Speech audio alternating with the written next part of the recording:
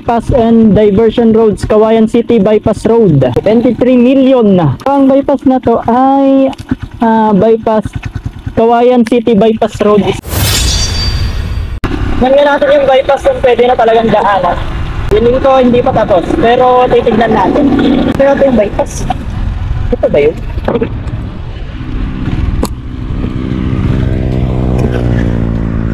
Kaya ata.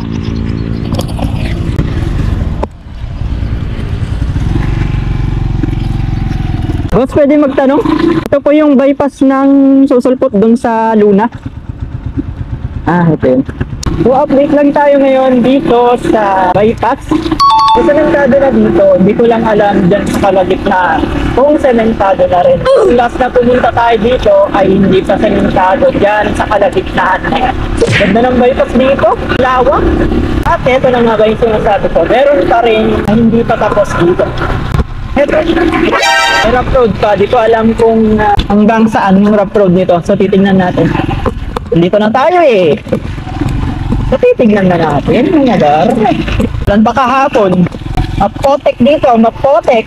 Uy, ang daming lawa. Napakaraming lawa dito mga chong. So ito ang update dito sa bypass. Hindi pa tapos dito sa kalagitnaan. Dulo to dulo lang yung natapos pa nila. Yung way na to ay mababypass na natin ang sentro ng Cauayan City, Isabela. Okay lang sa inyo yung ganitong daan. Pwede kayong dumaan dito. Goodness.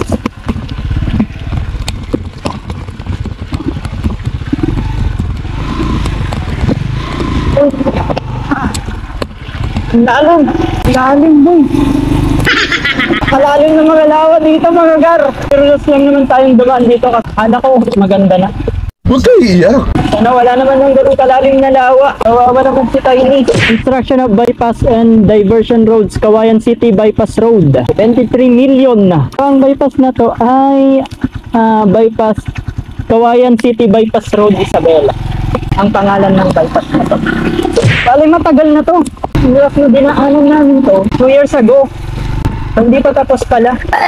Di na! Ano ba yun? Baka naniligaw ako. Pero sementado na dyan banda eh. Dulo to dulo lang yung semento. Bakit ganun? Oh my God. Ang dulas. Ano yun? Tama ba itong pinagtahan natin? Okay. Sugo tayo. Ay, napakadulas.